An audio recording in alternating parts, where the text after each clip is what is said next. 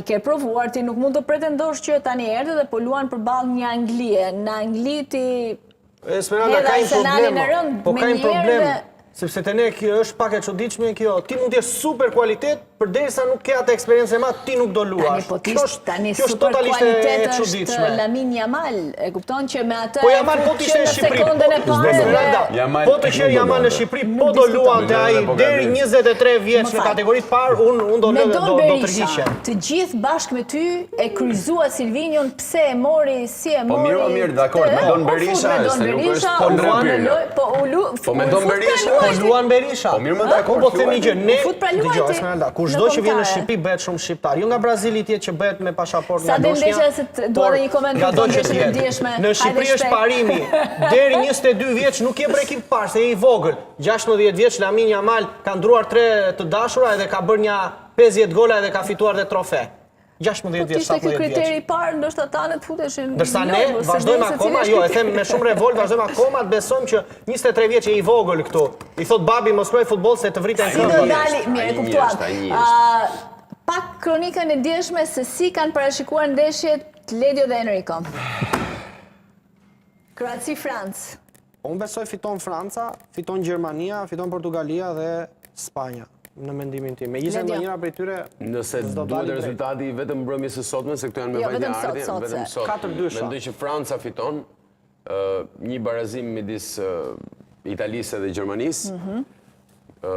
Ndoshta një fitore e Portugalisë qofse nuk luan Cristiano Ronaldo. Edhe Holanda me Spanjën është një ndeshje me gola. Kam përshtypjen që mund të fitojë edhe Holanda. Këto ishin parashikimet, ndërkohë rezultatet kanë qenë Kroacia ka fituar 2-0 Danimarka, 1-0 Italia është mundur 1-2 dhe Holland, Spanjë 2-2. E çuditshme që Gjermania gjithmonë e mund në ndeshje kështu miqësore Italin. Esmeralda, keni një koment ju se ua thash dje këtë. E parashikova dje, nxirreni pak kur u thash nëse Gjermania do fitojë ju do thoni që është ndeshje që si duhet Italisë. S'fola fare unë, foli. Ka dhe një round. Me datë 23 duhet të... E di e ka rrallë Gjermania, e di si ka mundur Gjermania Italinë. Kur Italisi duhet fitoria të fitoj një kup, e mund Gjermani në kaq. E ka mundur me një ekip në nivelin nën mesatar. Kroacia, ishte surprizë Kroacia, fitoria Kroacisë. Kroacia sigurisht ishte surprizë, po Modric po na surprizon, nga krau tjetër ishte edhe Perisic që shënoi.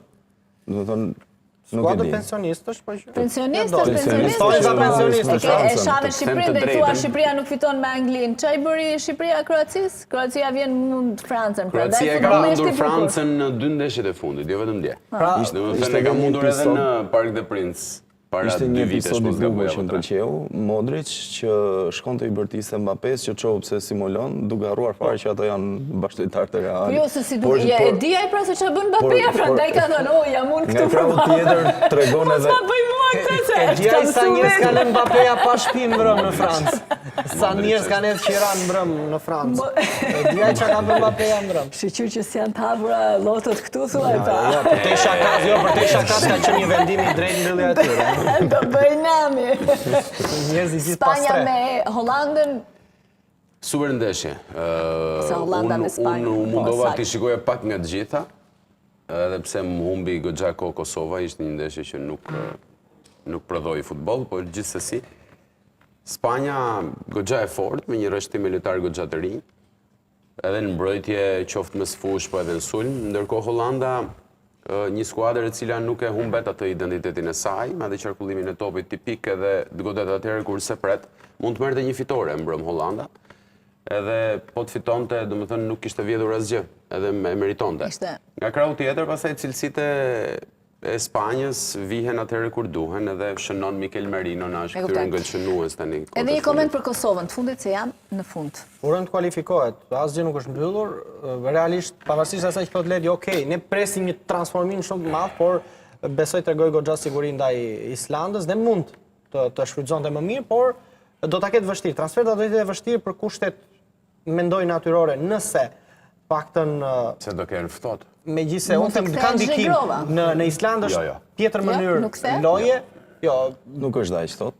Jo, unë mendoj se është realisht është ndikuar. Edhe në disa faktorë. Inshallah ka portierin në formë, këtë thonë. Edhe mbrëm ka qenë vendimtar. ku pyet Kosova, është ftohta, është nxehta, është lufta, është paqja. Edhe për të parë, këtu Përfaqësuesja e Kosovës normalisht i ka disa cilësi. Islanda nuk është më ajo që ka qenë në Europiane dhe në eliminatorët e botrorit kur ishte me ne, por mendoj që fusha, sepse fusha është pak më ndryshe, është sintetike, besoj atje, do ndikoje. Prandaj, janë disa faktorë. Dhe shikoj pak më të favorizuar për ndeshjen e dytë, Islandën. Sa dhe ndeshja sot? Atë, sikur më kemi lexuar mendje. Do mendojmë pak, mbasi me rezultat të ngushtë, maksimumi 2 gola më tepër mund të shënoj Anglia. 2-0, 3-1. Jo, 2-0, 3-1. Jo, unë nuk di sa do dali, unë di të rrezikoj me gol Muçi. Muçi do bëjë një Inshallah gol. luan, mundemi, shpresoj sa më pak. Faleminderit shumë. Profesionist. Mirë, ne shpresojmë që kombëtarja jonë sot të jetë dinjitoze, pse jo të marrë një fitore, po edhe me barazim do jemi mirë, nuk ka ndonjë problem. Pas pak do të jeni me kolegën Ueza Dozhlani, ndërsa për lajmet e fundit nga vendi Reoni dhe Bota shkarkoni aplikacionin e Euronews në App Store dhe Google Play. Këtu ndajmë bashkë, mirupafshim.